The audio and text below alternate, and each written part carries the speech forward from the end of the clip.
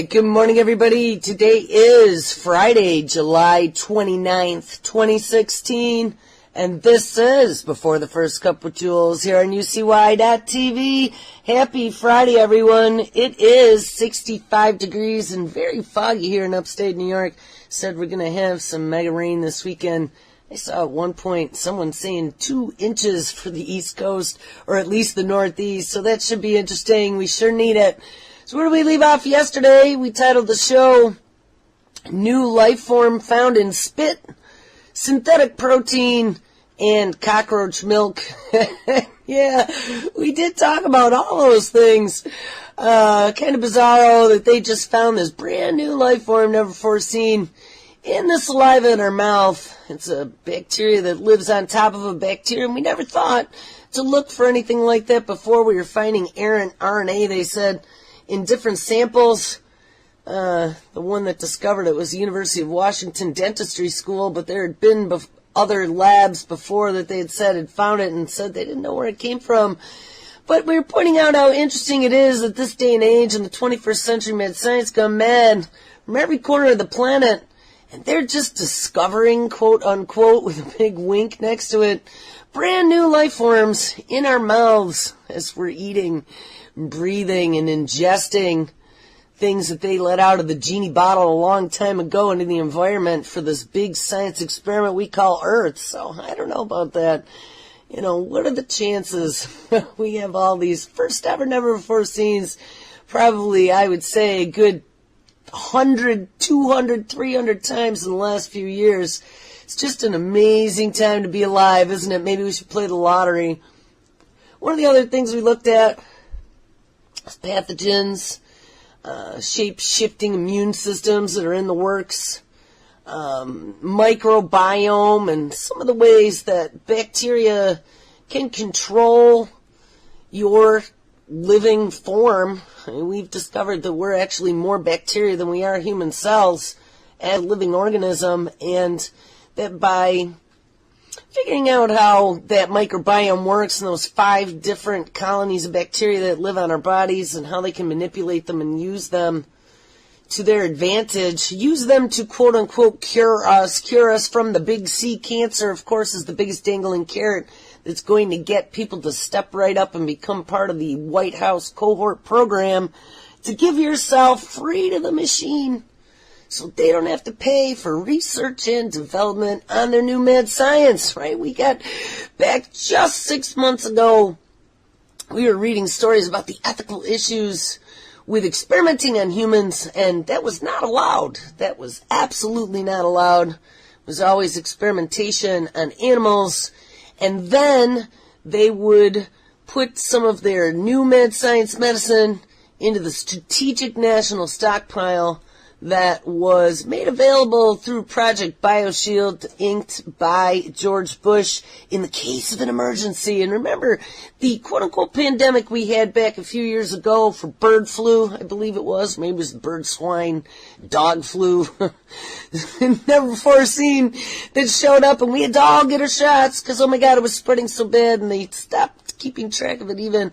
And then it was such an emergency that Obama declared, because we didn't have enough vaccine, he said, that they opened the doors to the European version, which of course contained squalene. Squalene was not allowed in this country at that time, but in the case of an emergency, we were able to allow mad science to come in to the United States and be applied to the American people. But then we had the Ebola epidemic, and we had measles, and oh my God, little Johnny's Disney vacation was ruined. And because of that, we pitted mother against mother, because your little Johnny is now a contagion. He is a typhoid Mary if he is not vaccinated. But see, this is all a mind game. This is a mind game. Teaching, making people believe that the narrative that they're applying to this mad science, that by getting this injection, it's going to provide you some sort of protection, but Johnny not getting his injection is going to be a threat to you. See, they're pitting us against each other, the modified versus the unmodified, and that's pretty much where we took the gist of the show yesterday looking at especially this new DARPA project that's rolled out now to some universities in Penn U and China and all these different places now are starting to mess around with CRISPRing humans. There are no long-term generational studies that are being done on any of this technology, not just CRISPRing humans. We're talking genetically modifying food and their effect 100 generations down the line to make certain that that isn't somehow making an arm grow out of the back of my future grandchild's head. I mean, how can they put this stuff on the market? Of course, tell us it's okay. We just saw a big report from all these paid shill scientists saying how wonderful GMOs were. Not only did they not have any type of effects that they could see in the literature on our health, but also on the environment and how wonderful it is. Well, you know, here's the one thing that I call bullshit on that report. Regardless of whatever studies do or don't exist in regards to generational effects of genetically modified organisms on human beings and the environment, the one thing you have to pay attention to, and we mentioned Dr. Huber yesterday in regards to the new life form. Remember, he had talked about finding a new life form in the soil as well, and he wasn't quite sure what it was. But when they use something like Roundup Ready corn, let's say, you know, the big deal about splicing and dicing genes into foods that then can be sprayed top to bottom with herbicide was that it saved the farmer from having to be careful about hitting his crops, right? Because you'd spray herbicide and it would kill your corn as well as the weeds. So you'd have to be very careful. So by making Roundup Ready corn, they spliced genes that would allow the corn to be what's the word I'm looking for? Immune to the effects of Roundup. I don't know really what that entails. I mean, as far as what genes were put in there or what switches they flipped. But there's definitely a genetic modification. But let's get beyond that. Nope, let's pretend that we know for 100% that that isn't going to cause any future issues. But here's the thing. How can these scientists say that this has no effect on anything and they're so wonderful when you now are spraying 100 times the glyphosate from what you'd used before? Before you would only squirt it around the outsides of the fields. Now you're just coating the entire field. And all that glyphosate is running into the water system. They're finding it in breast milk. They're finding it in rainwater. It is the most widely used pesticide on the entire planet Earth, except that there's all this disturbing research that has come out of many different places now in regards to long-term damage glyphosate causes to humans, especially that cascade of diseases, the Western, quote-unquote, Western diseases of obesity, diabetes, metabolic syndrome, and all kinds of other issues. So not only are the video games creating dopamine-addicted psychopathic children in the future, but we have this glyphosate that's being sold, sprayed on anything that isn't marked non-GMO, I mean, potentially, or non-organic, let's say. Let's say organic. Organic would be a better term because it not necessarily has to be GMO to have glyphosate on it. But organic cannot, at least on paper. So let's just call it organic. We got a good, I would have to say, if I had to pull a number out of a hat somewhere, I would have to say probably 25% maybe, and that would be being very optimistic. 25%, let's for argument's sake, 25% of the United States is aware enough of problems ingesting pesticides and ergo potentially ingesting GMO foods. 25% maybe are doing organic, though the number grows and grows. But I would have to say probably 75% and cost being a big issue. Like I've heard this so many times as to why people don't feed their kids healthy food or try to do the research and pay attention to what they're putting into their kids' mouths. It's hard, remember. The attention span of an adult American is 5 seconds now, or 8 seconds maybe, and that of a goldfish. So it's hard. You know, listening to my show makes the majority of Americans' brains hurt. I would have to guarantee you that. But I would have to say 75% because of a number one reason, cost. Don't take care and concern into what they're feeding into their children and all of these things. These chemicals going into our system, these genetically modified organisms with no long-term studies generationally down the line, also going into their mouths, in vaccines with recombinant proteins, SV40 viruses out of infected monkeys, cancer, blood diseases, Alzheimer's, prions, that could potentially be passed down. Bovine leukemia virus. That's the one that I was talking about the other day, that they've known about for 30 or 40 years in the milk supply. And they let it go because they said it would never infect humans. And now they're finding it in human breast cancer. All this stuff is affecting your biological makeup. And as your biological makeup gets polluted, you become more and more pliable by the machine. And, I'd love to say that all this is by accident, but I hate to say it.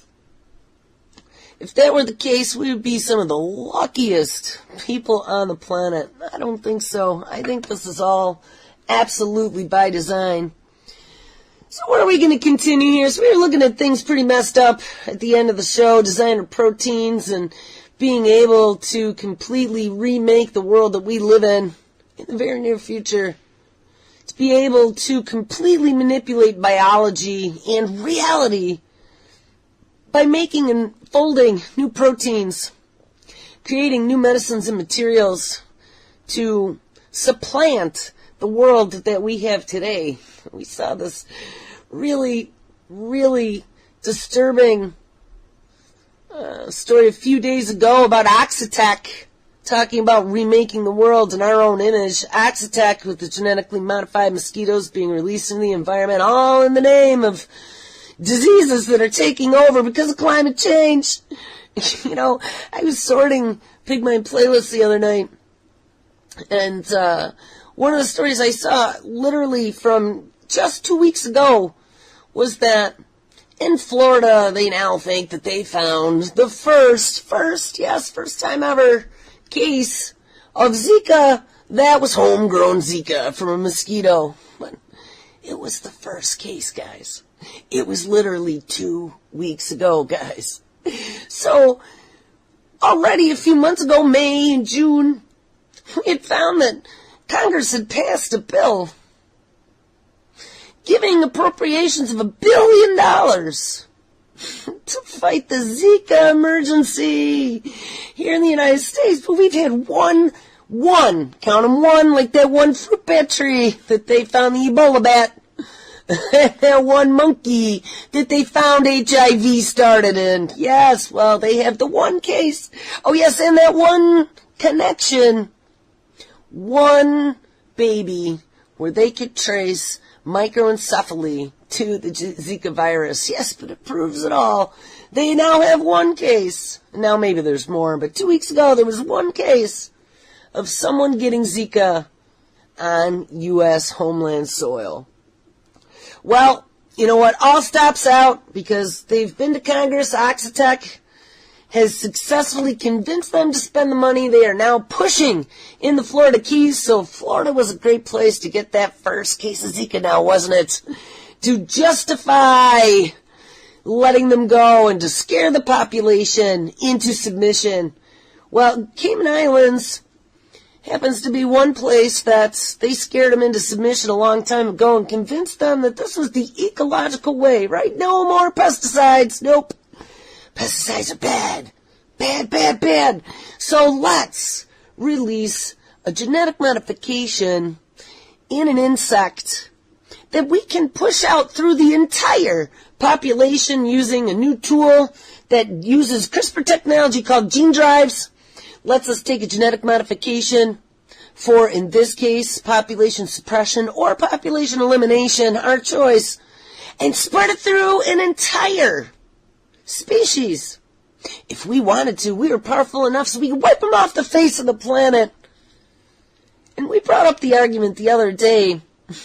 First of all, why would we not? If we're so worried about pesticides and damaging the environment, why are we looking at some insanity that we've only done like cursory tests and, tell me all day. I read some of their Oxitec internal documents of all the experiments and how they kind of worked out in the lab with these mosquitoes. And I'm going to tell you, it was still done in a vacuum as compared to letting the genie out of the bottle. I mean, they discovered very quickly using tetracycline as the off switch for these beasties. Didn't quite work out so well because tetracycline happens to be very prevalent in the environment through livestock and runoff. So, bullshit, I say. There is no off switch. And you have to be very cognizant because even though there might be a 0.0000000000001 chance that you might get some freaking mutation that could potentially, if the conditions just happen to be right, cause some insanity like monster mosquito sucking the blood of cities up here. You have to worry about that. Kind of like, the 0.0000001 chance that the Large Hadron Collider might open up a time warp or might open up lots of little mini black holes. Yeah, well, that could happen, say scientists, but the chances are so small. I always say somebody always wins the lottery eventually. And if you look at the back of that lottery card, that's about what your chances are to winning that lottery, but somebody always eventually wins. Spin that wheel, mother chance, and see where it lands, guys. Our number could be up someday. And the more mad science you let go, the more the chances are that one day that pony's going to come in, and we are going to have Megalotron. Half electronic, half organic, monster mutant, robot, AI, thinking skin job that comes to your house to take your guns and give you an injection via drone. I mean, it's just to the point of beyond comprehension, I think, for me. Sometimes when I start going through these stories, lately, I just had to stop. I've had to turn it off because the implications and the dotted lines and the black Sharpies all go into that one point called complete and utter destruction of biology 1.0 is becoming very apparent to me. And the sad fact of the matter for me is, despite any of the preps that you've made in the last 16, 18 years, for any of you out there like me who are aware of the Y2K potential to be catastrophic, people think that was a big bust. I think it was a good sales opportunity for my industry, my former industry. We all had money flying out of the sky back in those days. Good old Billy Clinton's tenure in office. But there were lots of issues. I mean, the reason why we didn't have something catastrophic happen potentially could have been that most of that equipment did get replaced. But, back from those days, we started thinking about the potential of being wiped off the face of the planet accidentally, wink, or intentionally. Maybe that was like that was the kill switch if need be. But we prepped for a lot of things. People bought silver, people bought food, people bought ammo, people bought guns, people bought bunkers, people did all kinds of things. And we're faced with an enemy now that no matter what you did, no matter what you prepped for, earthquakes, asteroids, think about what's going on right now under the covers. Think about synthetic biology. Think about nanotechnology and desktop manufacturing. Think about artificial intelligence and supercomputing, deep learning, transhumanism, man merging with machine. Think about Google and DARPA. Please tell me if I'm missing something. that we might have thought about in the last 20 years and had some contingency plans for on how to defeat. Am I missing something? Do we have something that we could use to win now? Because I don't see. Remember I told you guys that bag was closing? That bag was closing. And that net was dropped on top of us. I think the bag is closed. We are an ecosphere. Just like, they used to sell. I haven't seen one in a long time. They're pretty expensive. Those little self-contained glass globes that had an entire ecosystem in it.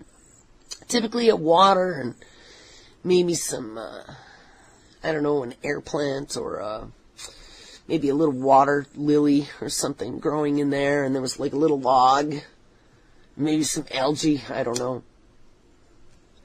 So you had a full-blown little ecosystem inside this sealed sphere. That's what we are right now. They've put space weapons into place a long time ago, I'm sure, but, they've been sending all these satellites up, and I'm certain with these new lasers that they were putting up there that they have access to everything, everywhere on the planet right now. We talked about Facebook releasing their new drones, internet drones. They got the 5G going up to be able to provide ubiquitous internet on every place on the planet. They want to have the Internet of Things where it needs to be, which is everywhere. I have a story I mentioned it yesterday by Claire Bernish. Through our media, through our television, through our video games, through our newscasts, through our reality TV, through our commercials, namely, good old Edward Bernays is responsible for some of that marketing. We've been manipulated into doing the desired thing that they've wanted us to do. They have directed our evolution as a culture, and now they are directing our evolution as a species. We read about that not too long ago. Self-directed evolution, they were calling it. Well, they've been conditioning us since the 80s to embrace technology. I've talked about that before. My whole youth was about the future, science fiction. I just loved it so much. The promise of the future. And then one day, we realized that we were duped. Not everyone, because a lot of my friends are still chasing after that dangling carrot that was promised by selling your friends and family, your children and future grandchildren to the machine. Because that's what's happening right now.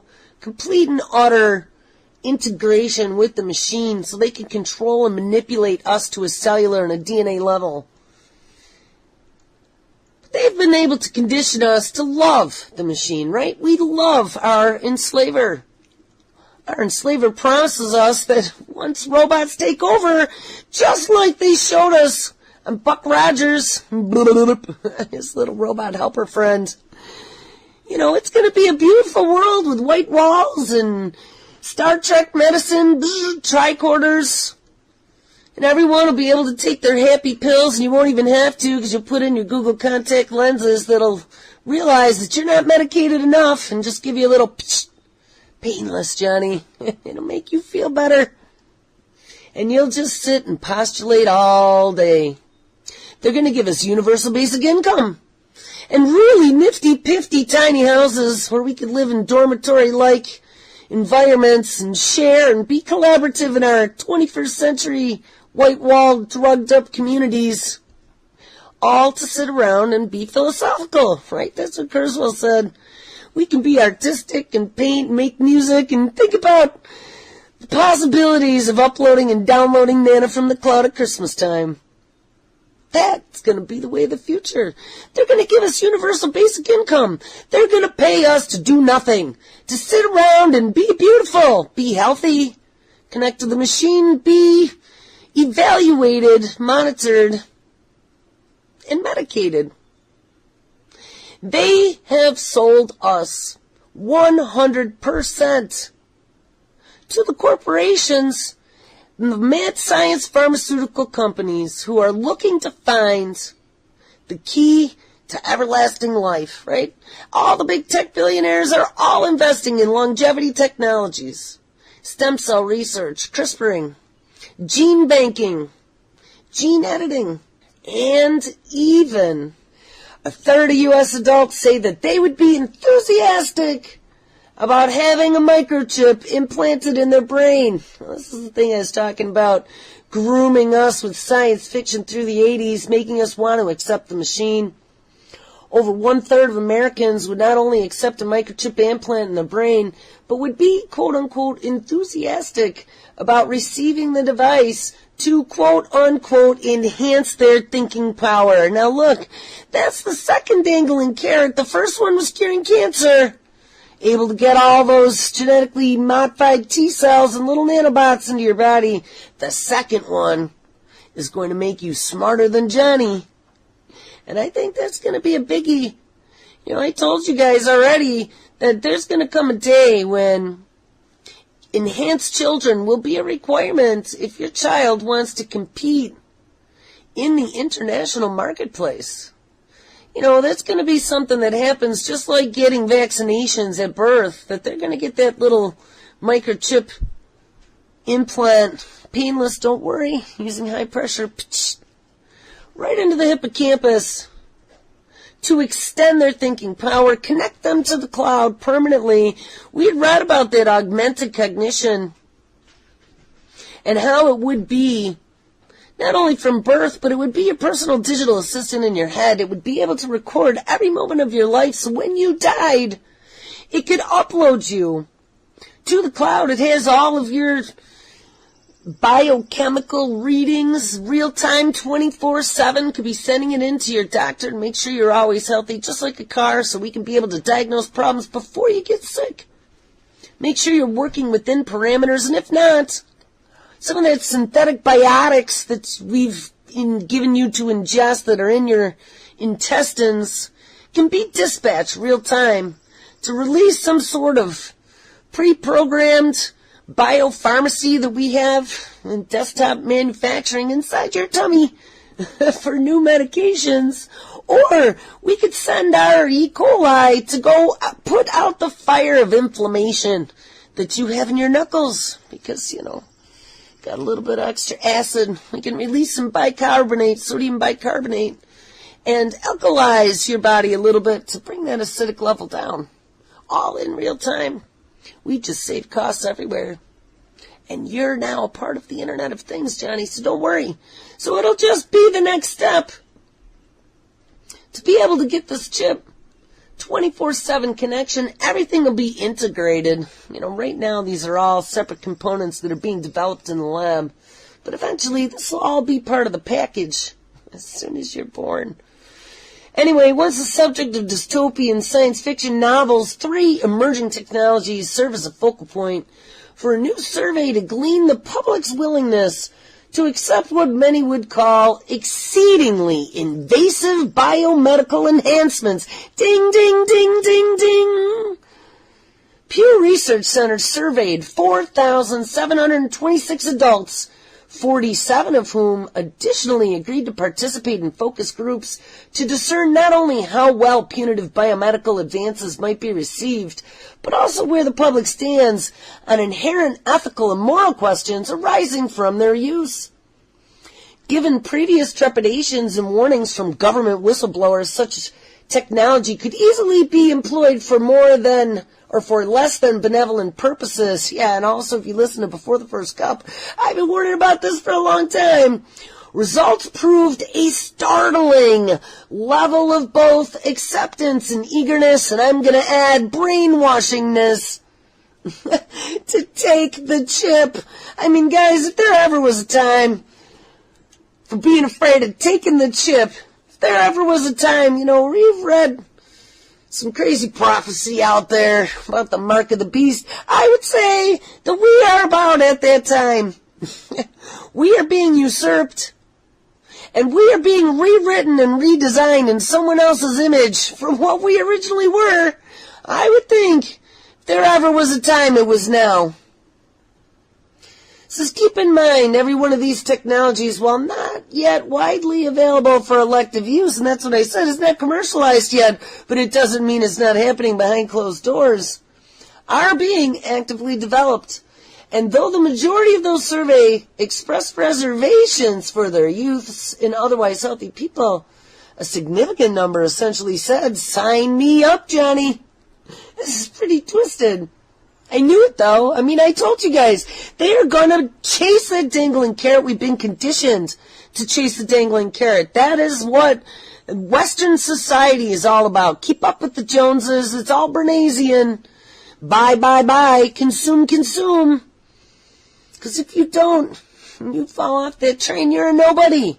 You don't have an identity anymore. If you don't work, who are you? You don't have the biggest, the newest, the best. You can't compete anymore, and so you're a useless eater then. That's what they want us to believe. Though 69% of respondents claim that they would be worried about an implant known as a neuroprosthesis to improve cognitive abilities, fully 34% said they were enthusiastic about the idea and largely divided along religious lines. Well, hey, at least religion has still some function.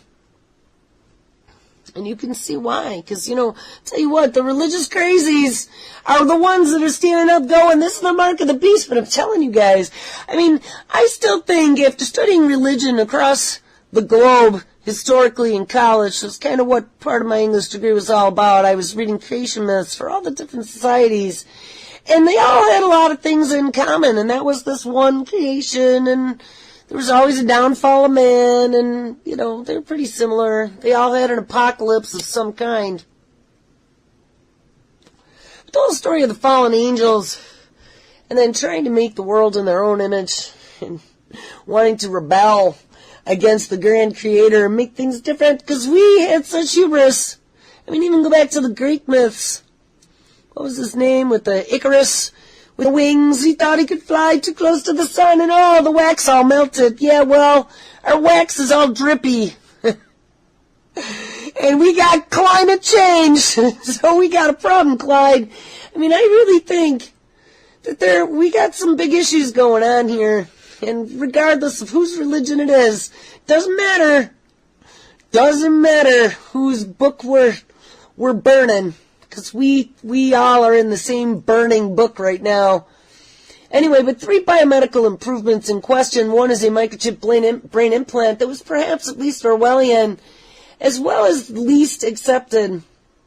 As Pew reported, new developments in biochemistry are creating the possibility of using synthetic blood substitutes. And we talked about synthetic blood, sometimes referred to as super blood, to significantly boost people's oxygen levels in the bloodstream. Well, it's going to give you a lot more energy.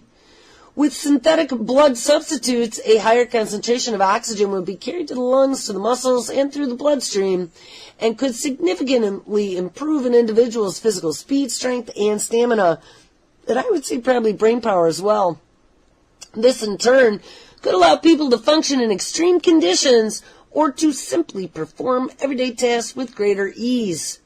Less people, 62%, remain skeptical or distrusting of such a technology than a neuroprosthesis, with a greater number, 37%, who are at least somewhat enthusiastic about its possibilities.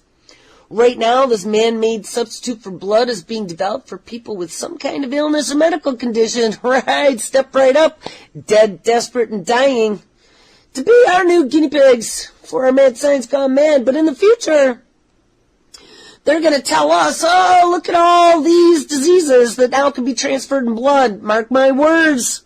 Right? We've been asking these questions like, all this transmissibility of all these different things. Holy shit, how'd we never know about them for the last 30 or 40 years that we've been getting blood transfusions regularly, and probably even longer than that. I could say World War I even, to the 1900s. So 100 plus years. We didn't know about any of these transmissible diseases, one of which being potentially Alzheimer's.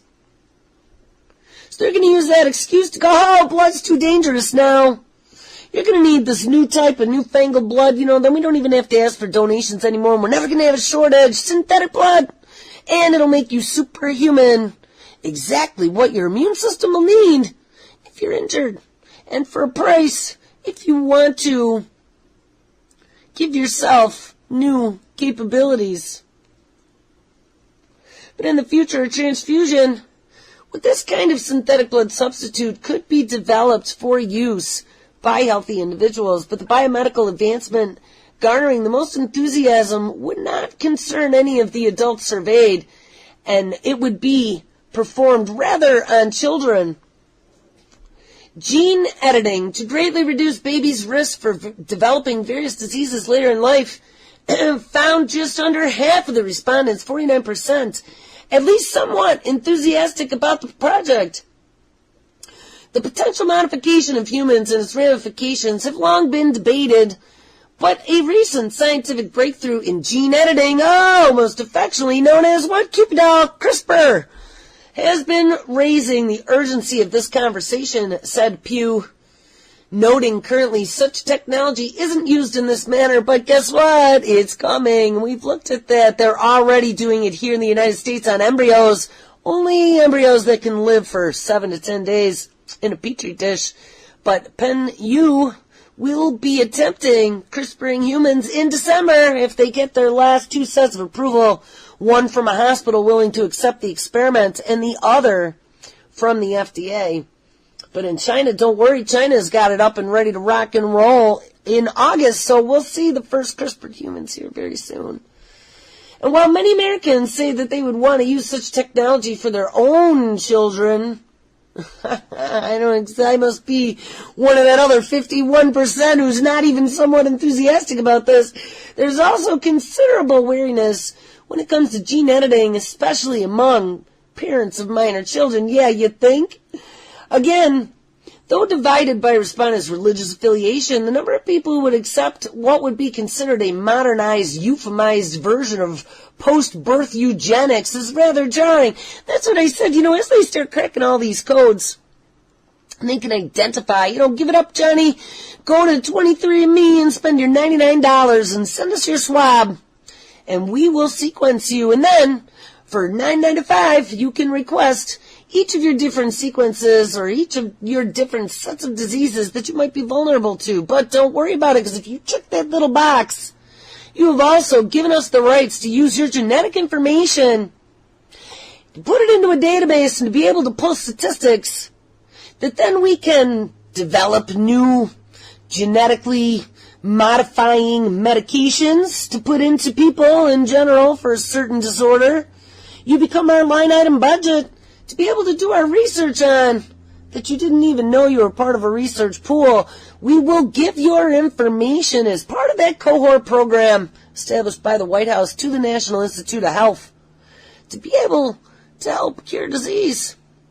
But you've also had a dossier made where they put your sequencing into everything they know about you. So eventually your electronic medical health records will be available across the board globally no matter where you are.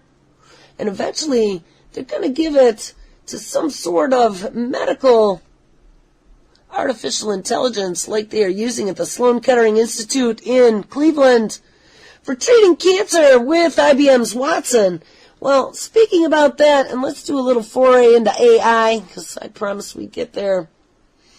There's a new story, July 27, 2016, titled Seattle Genetics Unveils Sophia. So I told you they're going to start naming all these artificial intelligences now. They're supposed to be our happy friends.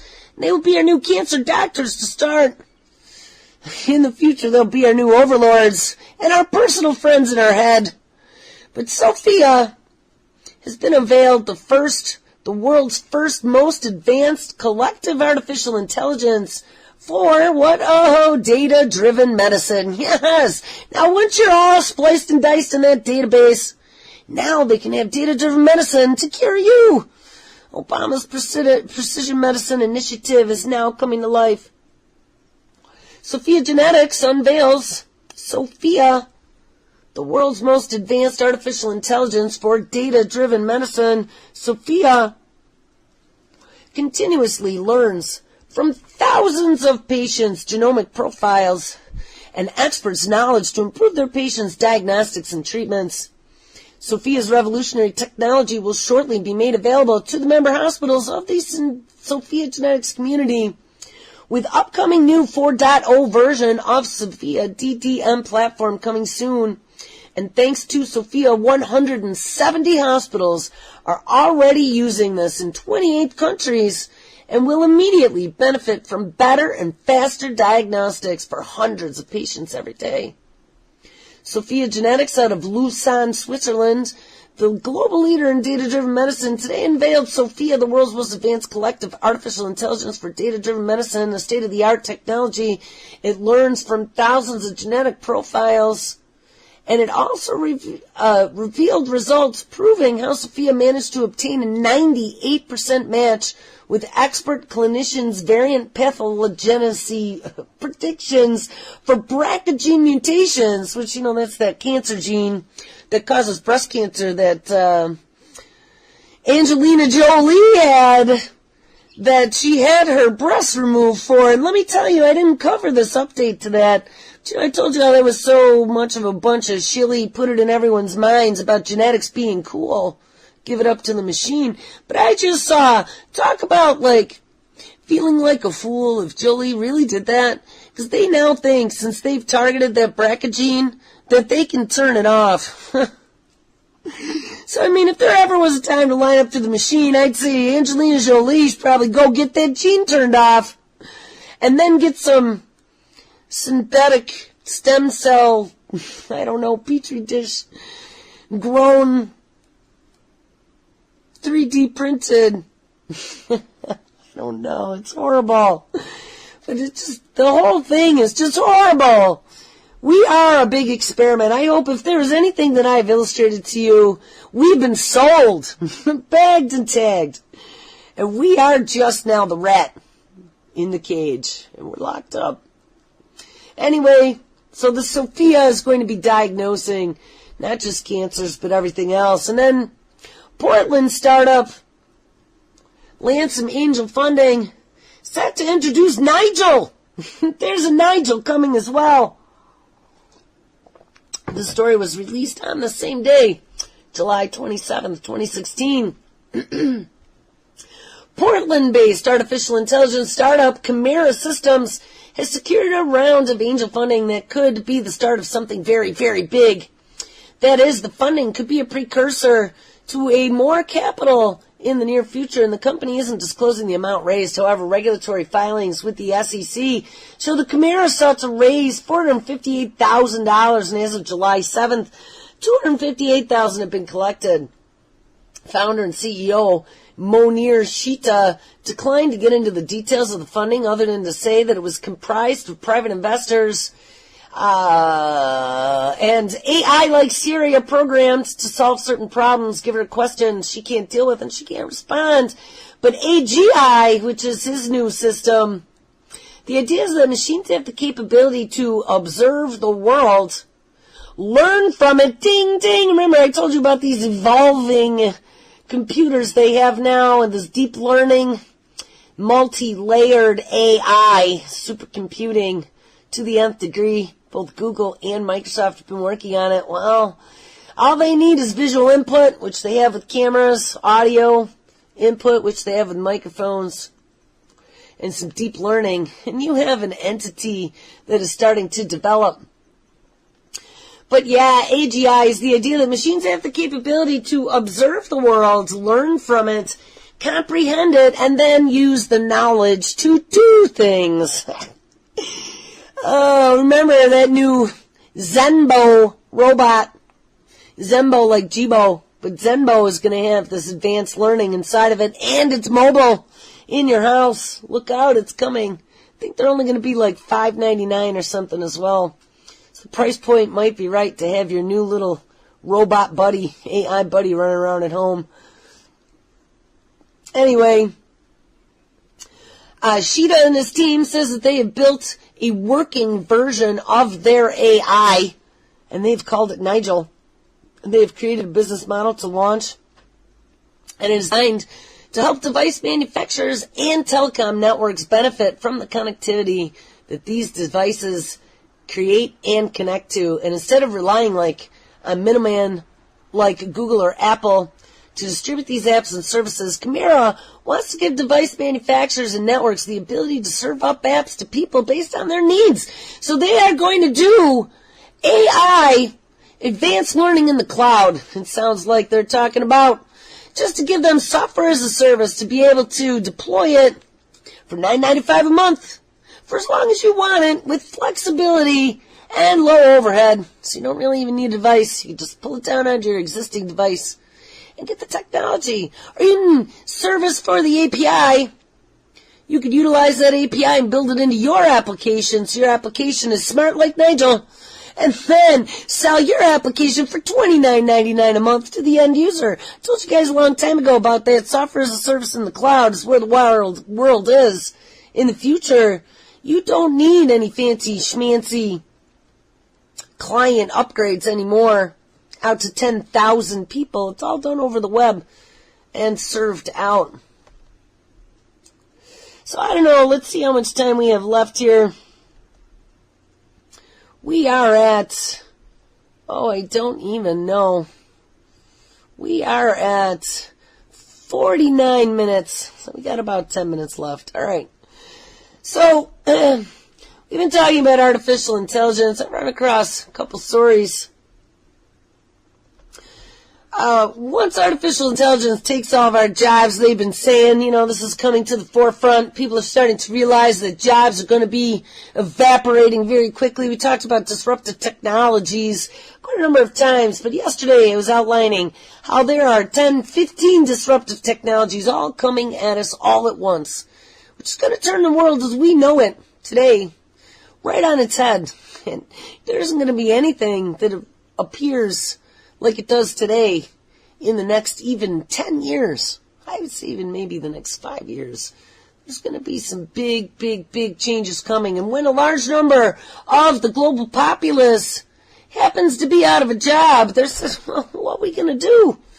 Well, I'll tell you what they're going to do. They're going to give us this universal basic income. They're already testing it. It's going to be the way that they cure that big global economic crash that they say has been coming for a long time. Don't worry about it. Even though big banking runs off with all the global riches, don't worry about it because we have a new plan. Universal basic income done with biometric ID for identification purposes to be able to get your qubits, and we can do everything on there. You got electronic medical health records now. Don't worry about that. We got your DNA profile. We got your free socialized medicine because it's so cheap right now with AI doctors and desktop manufacturing being able to build little nanobodies and synthetic bacteria that'll be able to cure you at a moment's notice when they start seeing that your numbers are going awry. And it's all cheap now. You can be connected to the cloud, so 24/7, anytime you need us, we will be here in your head. You just talk to us. We've already been able to record and play back that little voice in your head. We can see your dreams and your thoughts now, Johnny. So don't go having any type of moments of rage. We have your profile, and you've been infected with that toxoplasmosis. We got drugs for that now. Just push that button on your smart device. We've been able to detect your rage in your voice as you were talking to your sister Sally.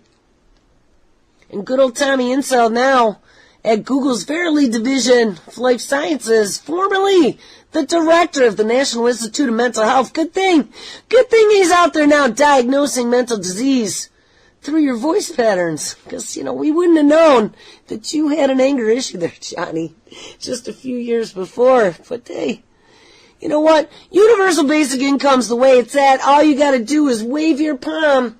We're going to have superpowers. You take that little pill that takes care of all your problems, and you'll have access to not only those qubits that we put in your bank account, that new universal global bank account that'll let you buy anything and everything, But it also is your security. You don't have to worry about hackers anymore. It's based upon your brain patterns and your genetic makeup.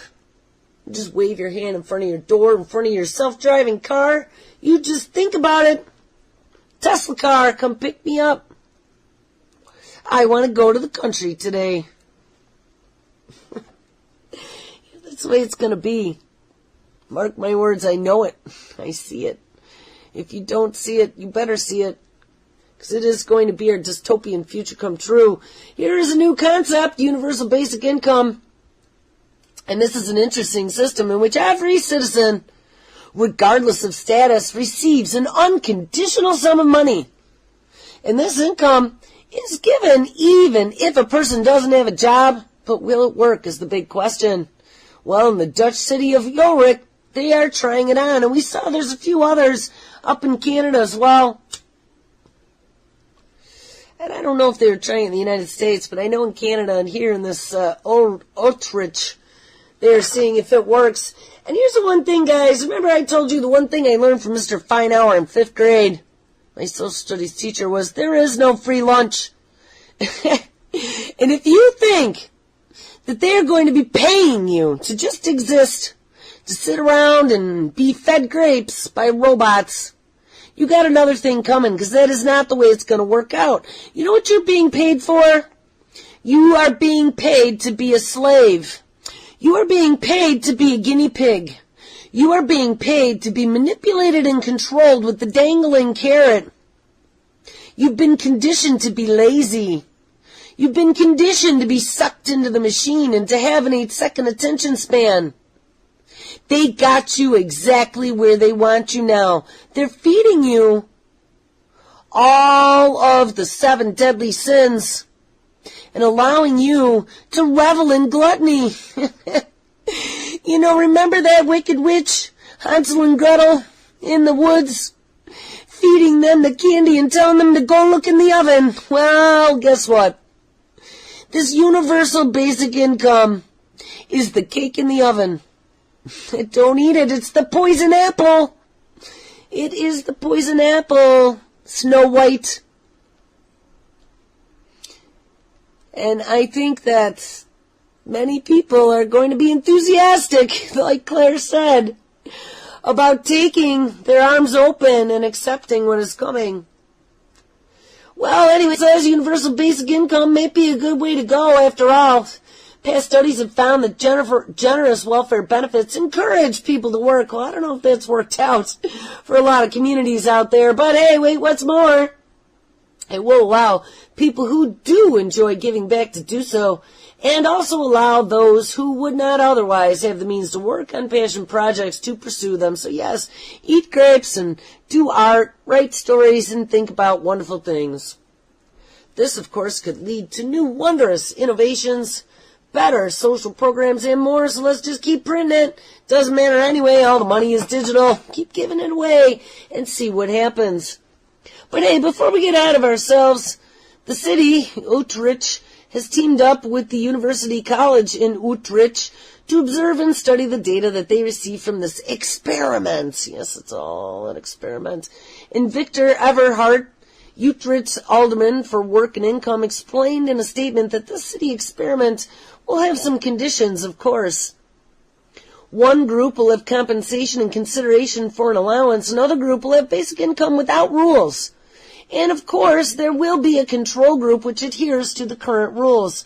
Our data shows that less than 1.5% abuse the welfare. But before we get into all kinds of principled debate about whether or not we should or should not enter, we need to first examine if basic income really works. And it'll be interesting to see what kind of developments are made over the course of the study. Eberhardt can only speculate. What happens if someone gets a monthly amount without rules and controls? Will someone sit passively at home, or do people develop themselves and provide a meaningful contribution to our society? The president of Iceland explains the secret to Nordic countries' recent economic and social success. And he says that social welfare programs such as free access to education and health care have proved to be a boon to the free market economy. So they are going to see what happens. Will be interesting to see. But don't worry about it, because you will need your universal basic income when the robots take off. Let's close with this story. Scientists are now teaching robots how to hunt down prey. So not only will you not have jobs as a journalist or a lawyer, what do we find out his name was? Clyde, something like that. The new first hired robot lawyer. We won't have to have all kinds of different things. We won't have to have drivers or taxis or Ubers or whatever. Scientists are teaching robots how to hunt down prey, and I bet you it looks something like a cheetah robot out of DARPA. Intelligent robots are all well and good until they start learning how to hunt prey, and that is exactly what we don't need. But the scientists at the Institute of Neuroinformatics at the University of Zurich in Switzerland did. See, look at what happens when you give those people free basic education and innovation. They create robots who like to hunt. Hopefully they don't like to hunt humans. They taught a robot to behave like a predator and hunt prey. Or a robot controlled by a human using specific software to aid that robot to mark its target and pounce. I believe actually the story was given to me by Lady Pitbull. So thank you, Lady Pitbull. Shout out. Hope you're doing well. Happy Friday. Anyway, the applications of these lessons for the predator robot are a lot less terrifying than thinking robots are about to start hunting the human race. Ding, ding. It is about creating software that could potentially allow robots to do both and to take a look at their environments and then discern a target in real time. Yes, how about using 230-point facial recognition in HD? I mean, guys, this is what I've always feared, and Jesus Christ, they're doing it in Switzerland. Oh, my God. It's a wild world out there, they say, and no doubt robots are going to be a huge part of it going forward. Yes, and just eat your grapes with a universal basic income until Atlas comes knocking at your door. Don't be surprised when you start seeing them as a talking point with newer operations just like these in the future. Alright, guys, make sure you stick around. All kinds of great radio. And I will catch up with you on Monday. Hey, everybody, take care.